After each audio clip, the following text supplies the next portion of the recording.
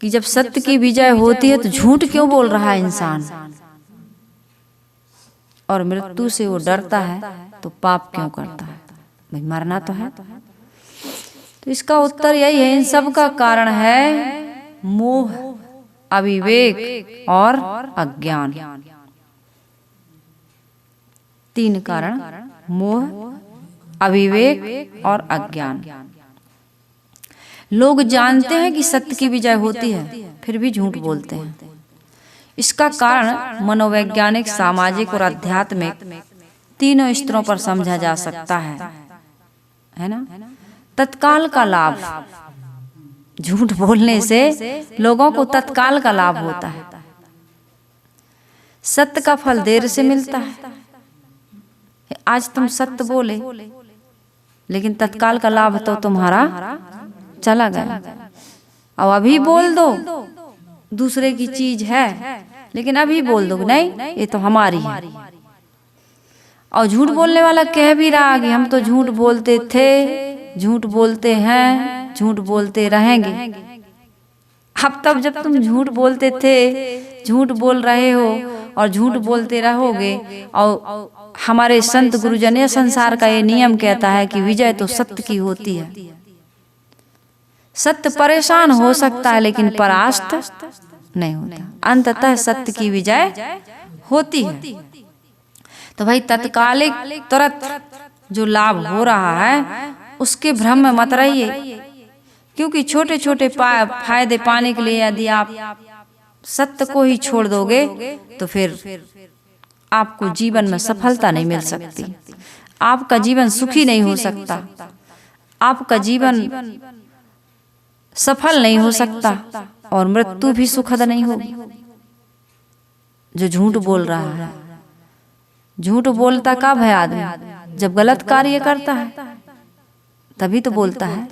झूठ किसे कहते हैं? जो बात सही है उसको ना स्वीकारना, यही तो झूठ है। कोई व्यक्ति है, किसी प्रकार का काम कर रहा है और जान रहा है कि सच बोलने से सफल नहीं होगा तो झूठ का सहारा लेता, तो उस समय भले वो झूठ का सहारा लेकर के आगे बढ़ जाए, लेकिन उसके मन में जैसे टिकट लेके चलना चाहिए। ये नियम है हमारा, रेलवे का नियम है कि आपको जाना है, सफर करना है, ट्रेवल करना है तो आपको ट्रेन में टिकट चाहिए। आप नहीं लिए, बैठ गए ऐसे ही, तो हर आहट पे लगता है ना टीटीआर आ गया। अब जो झूठ बोल रहा है, जैसे चोर है, चोरी कर रहा है, तो हर आहट पर लगता है पुलिस आ गई क्या। थोड़ी सी आवाज आई, थोड़ी सी आहट आई, थोड़ा सा कुछ खुर खा हुआ तो लगा पुलिस आ गई क्या। होता है कि नहीं होता? और चोरी नहीं कर रहे हो, पुलिस थाने के सामने, पुलिस चौकी के सामने, वहीं बढ़िया क्वार्टर बना के रहो, पुलिस के साथ घूमो, थाना में चले जाओ, अदालत में चले जाओ, डर जो है वही बोलना है आपको बस। कहते भाई सच में आज, साँच में आज कैसी, हमको क्या डर, हम तो जो सही है वही तो बोलना है। तो आदमी निडरता यदि चाहता है, निर्भयता चाहता है, शांति चाहता है, प्रसन्नता चाहता है, तो क्या करना चाहिए? सत्य बोलना चाहिए। अधिकांश झूठ जो बोले जा रहे हैं उनमें बोलने का कारण डर भी है। अब आप कहोगे विरोधी बात कैसे कह रहा है? सच इसलिए नहीं बोल रहा है, झूठ इसलिए बोल रहा है क्योंकि डर है। किस चीज का डर है? गलती ना पकड़ जाए इसलिए झूठ बोल रहा है, ये डर है। तो आप यदि डरोगे नहीं, सच बोल दोगे तो आपको गलती में सुधार की गुंजाइश मिलेगी। आप पहला संकल्प लो कि मैं झूठ कभी नहीं बोलूंगी, झूठ कभी नहीं बोलूंगा। बहुत सारे दोष दुर्गुण, बहुत सारे विकार, बहुत सारे पाप, बहुत सारी बुराइयां, मैं तो कहती हूँ 50% से ज्यादा दुख आदमी केवल एक संकल्प ले ले कि मैं कुछ भी हो जाए झूठ नहीं बोलूंगी, चाहे मैं सड़क पर आ जाऊं, चाहे मेरा सब कुछ लुट जाए, छिन जाए, झूठ नहीं बोलूंगी, सत्य का सहारा नहीं छोड़ूंगी, तो उसके जीवन में दुख आएगा ही नहीं। और उसके जीवन में नहीं आएगा, उसकी कई पीढ़ी दर पीढ़ी किसी भी संतान को दुख नहीं मिलेगा। सत्य और धर्म के रास्ते पर जो चलेगा, सत्य न दूसर, धर्म न दूसर, सत्य समान, अलग से सत्य की नहीं लिए नहीं कह रही हूँ मैं। सत्य और धर्म एक ही बात है। जो व्यक्ति सत्य का मार्ग पकड़ लेता है, संकल्प ले लेता है कि आज से झूठ नहीं बोलेंगे, केवल संकल्प मात्र लेकर के देखिए आपके जीवन में, मन में कितना परिवर्तन होता है। धर्म न दूसर सत्य समाना और आगम निगम पुराण बखाना। इस सभी धर्मशास्त्र केवल एक सत्य की ही पुकार लगा रहे हैं, सत्य की नींव पर ही टिके हुए हैं। तो आदमी गलती ना पकड़ी जाए इसके लिए झूठ बोलता है, डर से कि हमारी गलती ना पकड़ी जाए इसलिए झूठ बोल दिए।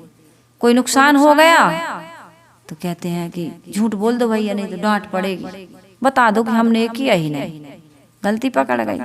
तो सम्मान खोने का डर, अपमान होगा इसलिए भी झूठ बोलते हैं। किसी की नाराजी के कारण भी भाई नाराज होंगे लोग, तो इसलिए भी झूठ बोलते हैं। जहाँ डर है वहाँ झूठ है, जहाँ निडरता है वहाँ सत्य है। कई लोग सत्य से नहीं, लोगों की राय से डरते हैं। सत्य तो बोल देंगे लेकिन लोगों की राय बदल जाएगी, हमारे बारे में सोच बदल जाएगा, हमारे पक्ष में जो परिणाम आने वाला है वो विपक्ष में चला जाएगा, इसलिए सच न बोलो। अब इतना झूठ बोल दिए, थोड़ा और सही, थोड़ा और सही, थोड़ा और सही, झूठ बोलते बोलते बोलते बोलते छत्तीसगढ़ी में कहते हैं लबरा, आदमी लबार हो गया, झूठा हो गया। गाली देते हैं वहां, अरे लबरा, अपने कहते हैं अरे झूठा, झूठा कह देते हैं ना। तो आदमी अपनी कमियों को स्वीकार करना नहीं चाहता है, इसलिए वो सत्य को नहीं स्वीकार कर पा रहा। सत्य आदमी को विनम्र बनाता है, सरल बनाता है, निष्कपट बनाता है, और ये आदमी बनना नहीं चाह रहा है। ऐसे ऐसे बनना नहीं चाह रहा, कहाँ बनना चाह रहा, कुछ तो सिर हिलाओ। सतगुरु कबीर साहिब जी कहते, मन मैला जग फिरे, मन का मैला जग में फिरे, कहे सुने सब कोई, सत्य सुहागा जो लगे, मन निर्मल तब होए। मन का मैला, संसार में मैला, एक मैला वो होता है गंदगी, भिष्ठा, तो ऐसे मन का मैला हो गया आदमी, मैला गंदा, मैला कुचैला, एकदम अशुद्ध, और संसार में तुम घूम रहे हो, सारे काम कर रहे हो। ऐसा सब लोग कह रहे एक दूसरे को, अरे भैया वो तो बड़ा झूठा है, वो तो बड़ा घूसखोर है, वो तो बड़ा बेईमान है, वो तो बड़ा चोर है, कह रहे नहीं। तो सत्य का सुहागा उनको लगा ही नहीं, तो मन निर्मल कैसे होगा। केवल मन की शुद्धि का साधन है सत्य। सत्य है हमारी आत्मा, और सत्य है आचरण। सत्य आचरण से चलोगे तभी आत्मा की स्थिति आपको प्राप्त होगी। एक रस, स्थायी आनंद, अमरता की प्राप्ति। जो व्यक्ति सत्य के रास्ते पर चलेगा, निर्भयता, सुख, शांति, प्रसन्नता किसको मिलती है? सत्य के रास्ते पर चलने वाले को। जो झूठ के रास्ते पर चल रहा, झूठ क्या है? ये माया, ये संसार के भौतिक प्राणी पदार्थ, इनकी जरूरत है। ये झूठ है लेकिन इनकी जरूरत, कैसे झूठ है? शरीर रहते रहते तक ये साथ में जाने वाला। संग चले सोई धन है, संतो छूट जाए सोई माया। क्या चलता संग में? शरीर भी नहीं जाता। जब शरीर ही नहीं जाता तो क्या जाएगा साथ में? ये नाते रिश्ते, ये धन संपत्ति, कुछ भी साथ में जाने वाला नहीं। संग चले सोई धन है, संतो छूट जाए सोई माया। करो कमाई ऐसे धन की, करो कमाई ऐसे धन की, जो नहीं होए पराया, संतो जो नहीं होए पराया। संग चले सोई धन है, संतो छूट जाए सोई माया। संग चले वह धन है और छूट जाए वो माया है। तो संग में क्या जाता है आदमी के? आदमी ने जो कर्म किया है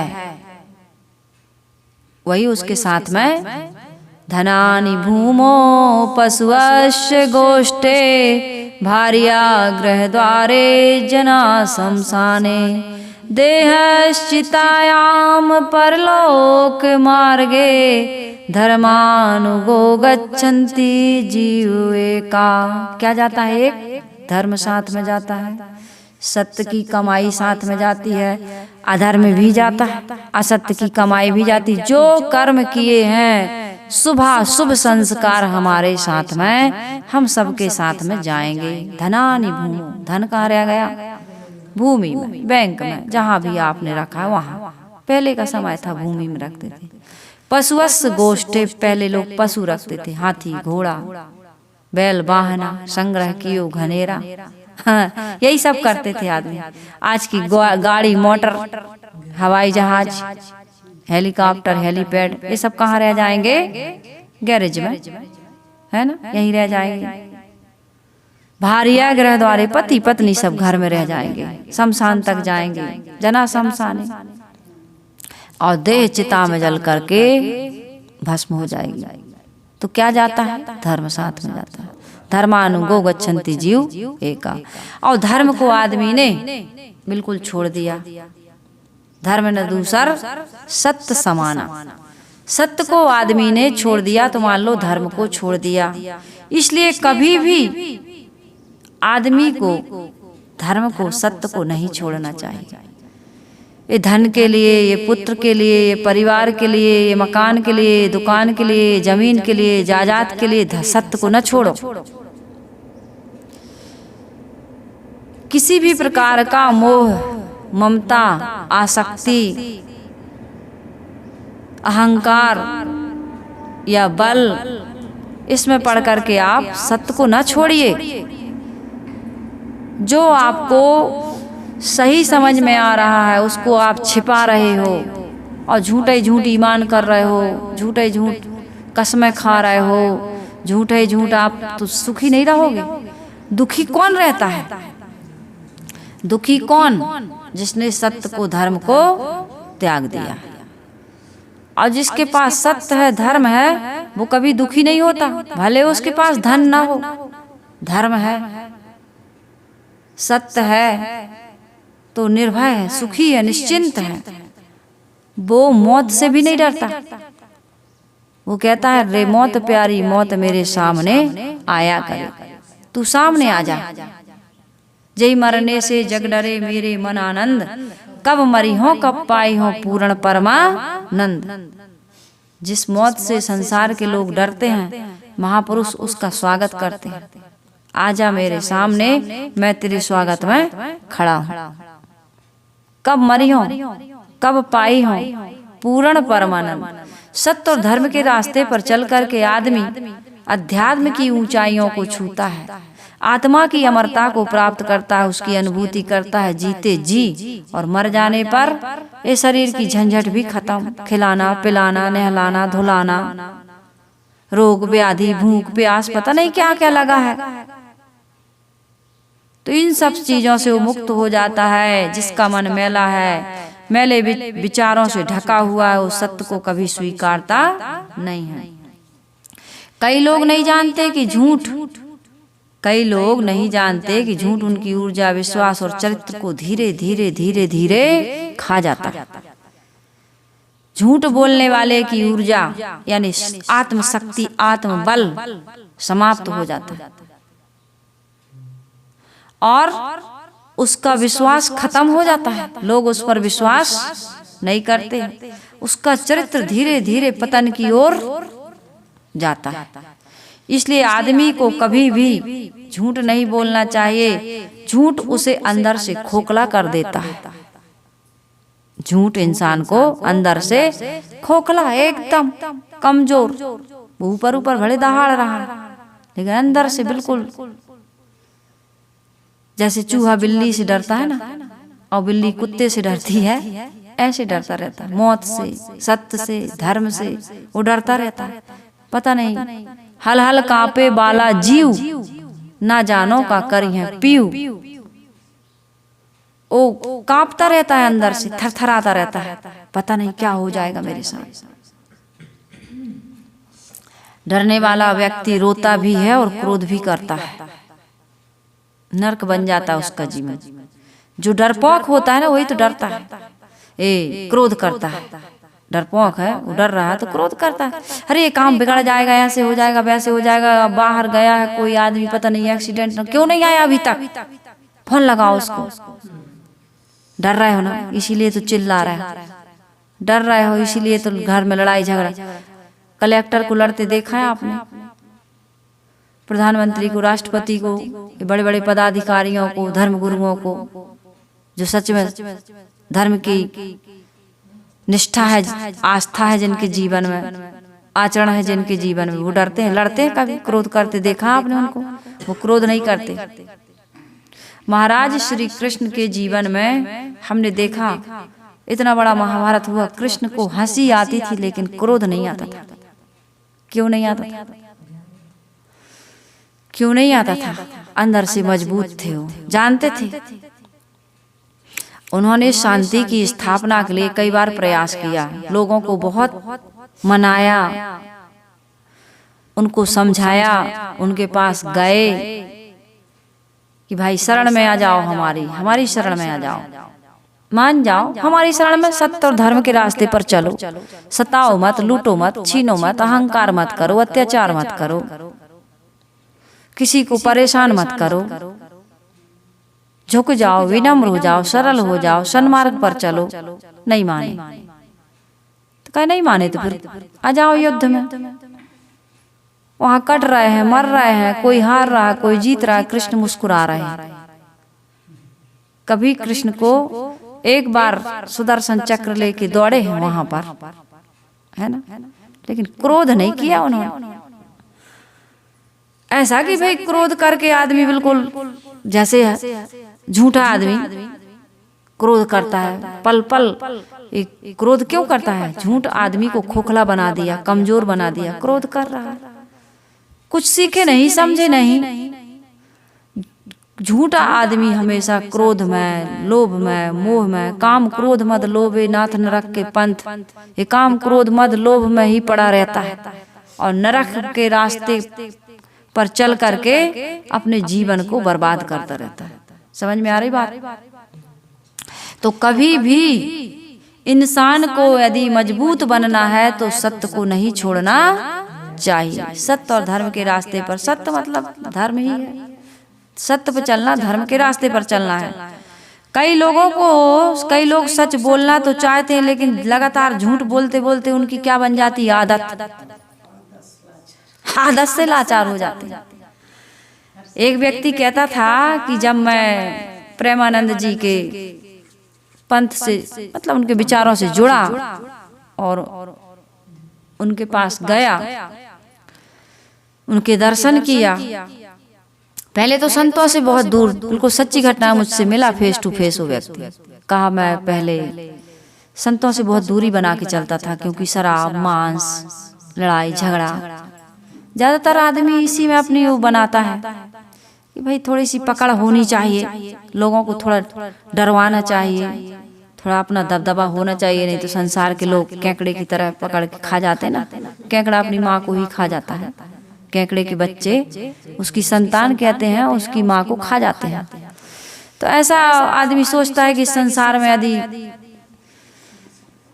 सुखपूर्वक जीना है तो थोड़ा सा समाज को डराना चाहिए, धमकाना चाहिए, अपना कुछ वजन होना चाहिए। तो सब ये सब करते हैं लोग, वो भी कर रहा था, लेकिन उसको लगा कि इसमें शांति तो नहीं मिल रही और मिलेगी भी नहीं। जितना जीवन बीत रहा उतना जीवन अशांति की ओर जा रहा है।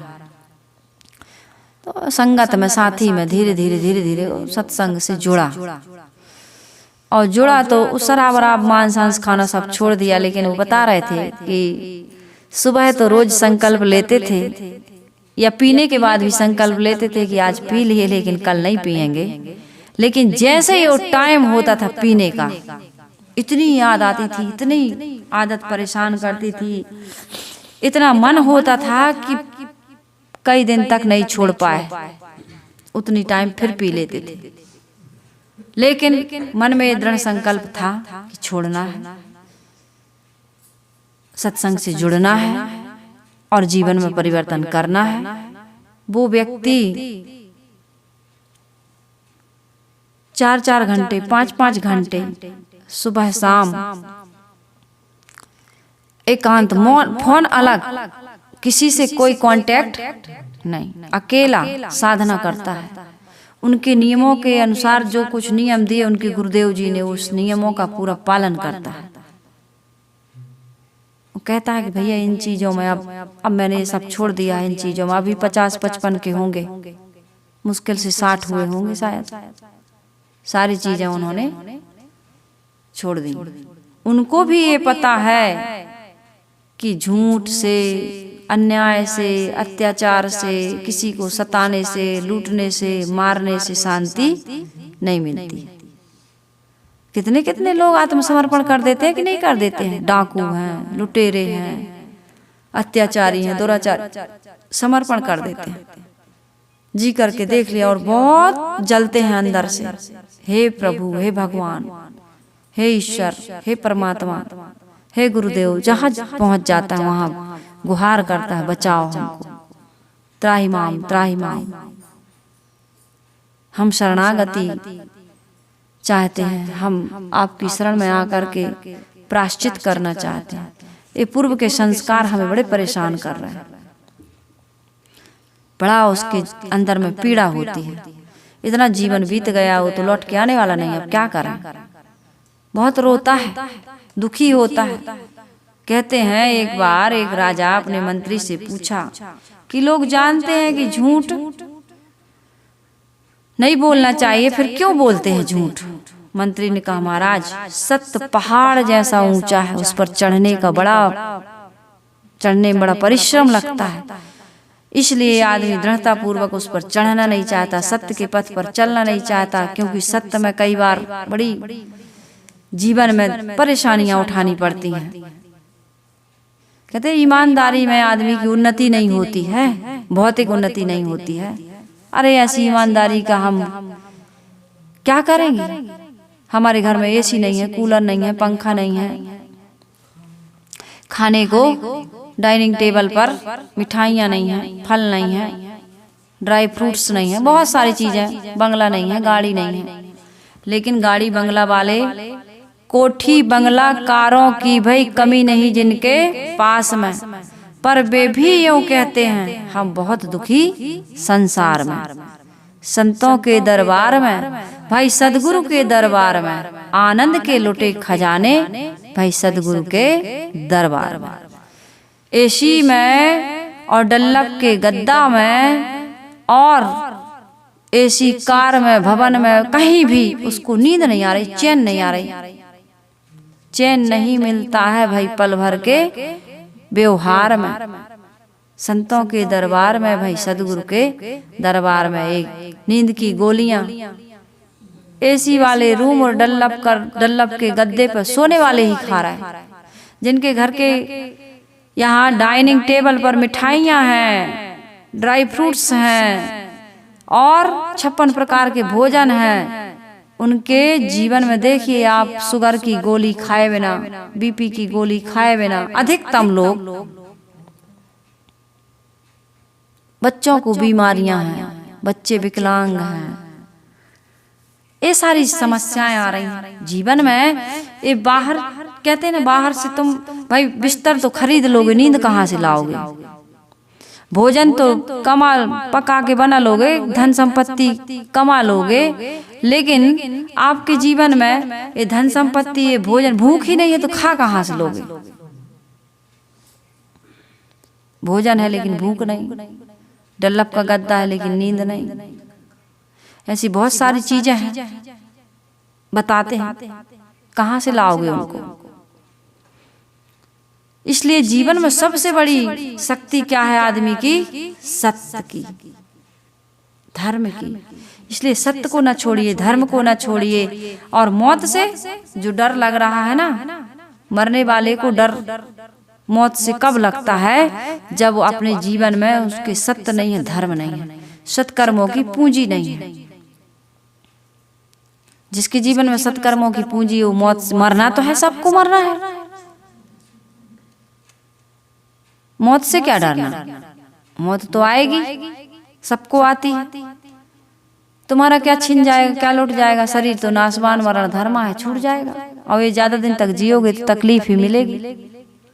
ज्यादा दिन तक जियोगे, ज्यों ज्यों भीजे काबरी त्यों त्यों भारी होय, फुलवा भार न ले सके कह सकी अनसंग रोय, और ज्यों ज्यों भीजे कामरी त्यों त्यों भारी होय। अरे भैया बुढ़ापे में कौन करेगा, लकवा ना लग जाए, कैंसर ना हो जाए, हार्ट ना हो जाए, चलो तो भैया रिपोर्ट निकलवा दो। ऐसे ऐसे लग रहा, हमको बड़ा डर लग रहा, लगता ना बुढ़ापे में सबसे ज्यादा चिंता। अरे जवानी में ही तुम्हें बुढ़ापे का डर था, तब तो तुमने संतान पैदा की। आदमी को इतना डर लग रहा है, वो कह रहा है कि तुम्हारी बेटियां तुम्हें थोड़ी गंगा जी ले जाएंगी, अब बेटा लाओ।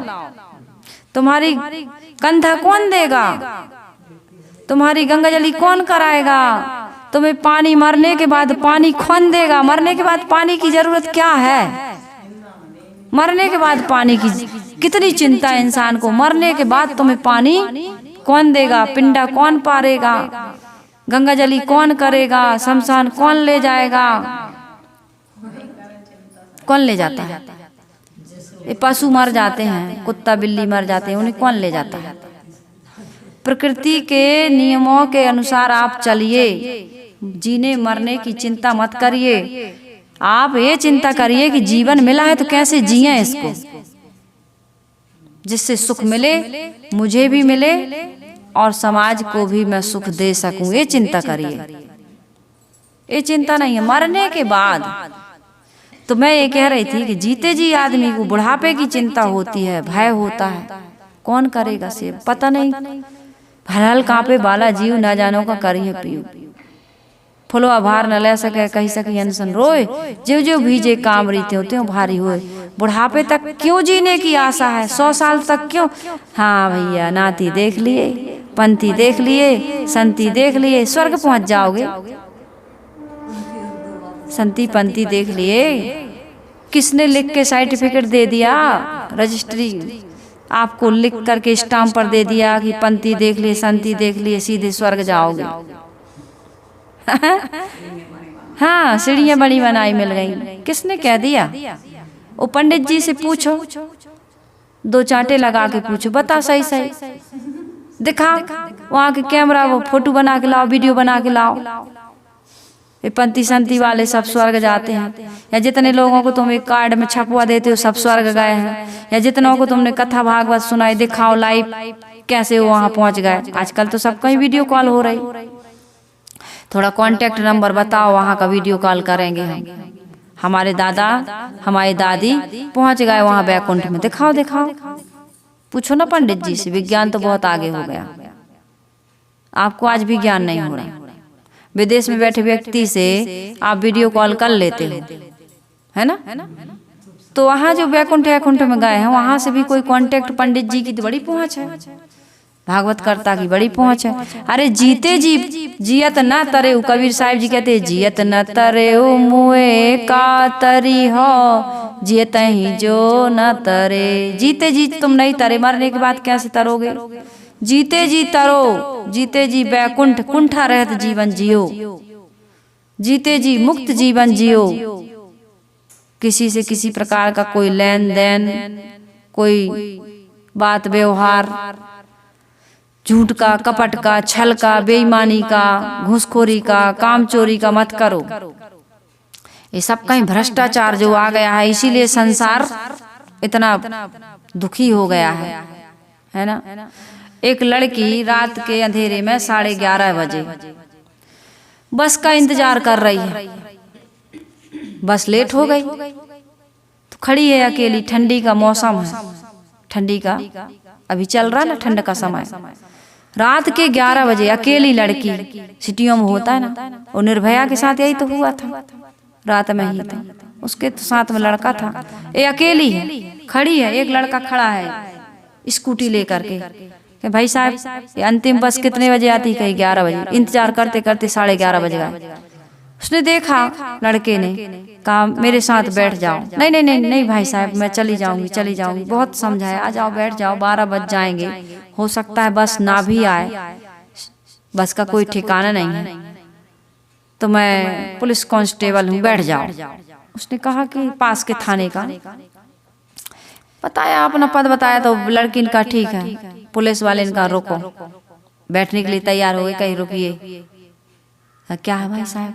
डर रही थी बेचारी लड़की, सहमी हुई थी। क्या है?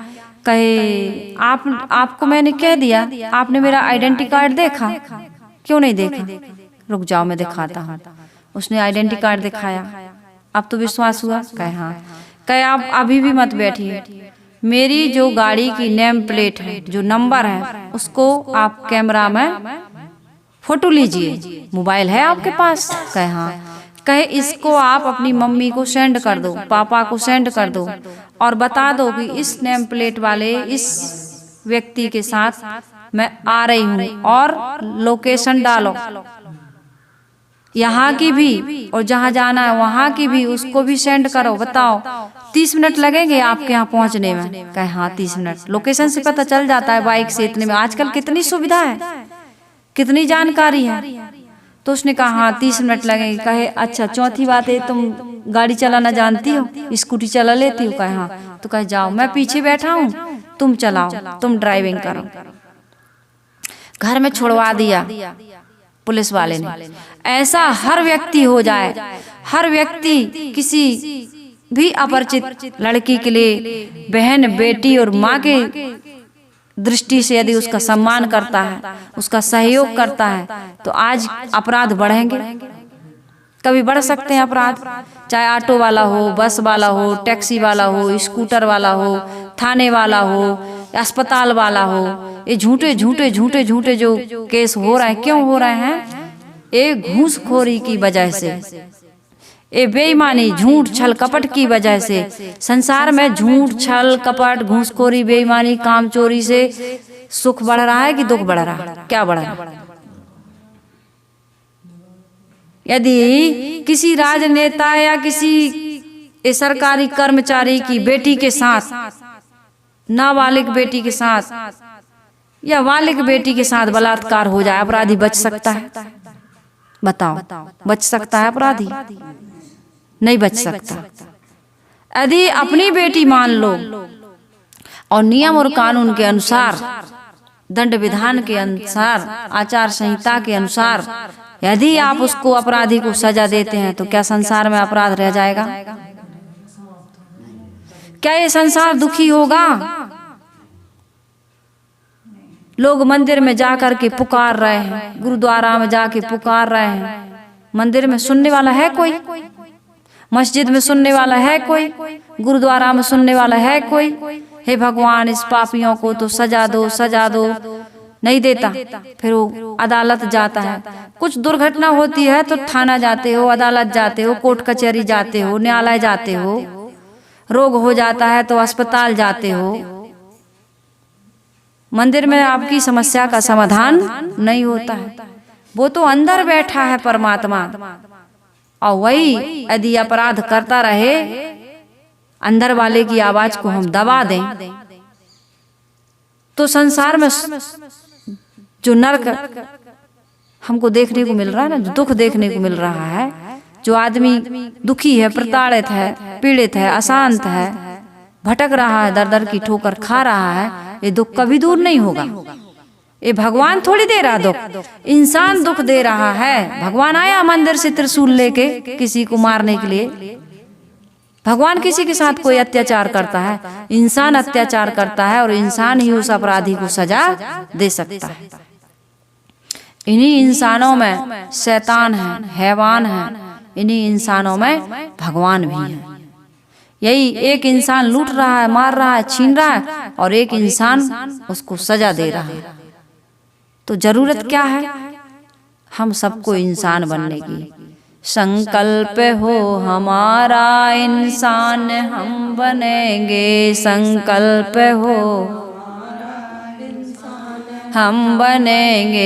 इंसान बन गए तो भगवान भी बनेंगे, इंसान बन गए तो भगवान भी बनेंगे। संकल्प लें कि हम इंसान बने, और इंसान बन करके हम भगवान भी बन जाते हैं। कैसे बन जाते हैं भगवान? अच्छे इंसानियत के कार्य करके, दूसरों को सुख सुविधा और प्रसन्नता दे करके, सत्य और धर्म के रास्ते पर चल करके। तो हम सभी लोग सत्य और धर्म के रास्ते पर चलें। खैर, मुझे और भी प्रश्न लेने थे, आज एक ही प्रश्न का समाधान विस्तार से मेरी समझ से मैंने किया। और मैं चाहती हूँ कि हर इंसान सत्यवादी हो और धर्म की स्थापना करने में अपना सहभागी बने। इस देश को, इस राष्ट्र को, इस पूरी विश्व सत्ता को हम सुख शांति और प्रसन्नता की ओर गति प्रदान करें। व्यक्ति व्यक्ति का ये कर्तव्य है कि हम सभी लोग समाज की सुंदर सुव्यवस्था को स्थापित करने के लिए सहभागिता प्रदान करें। इन्हीं शुभकामनाओं के साथ आप सभी विचारवानों को, जो इन विचारों को सुन रहे हैं, आपसे निवेदन है कि आप अपनी प्रतिक्रिया कमेंट के द्वारा हमें लिखते रहें। जैसे हम आपकी सेवा करते रहते हैं,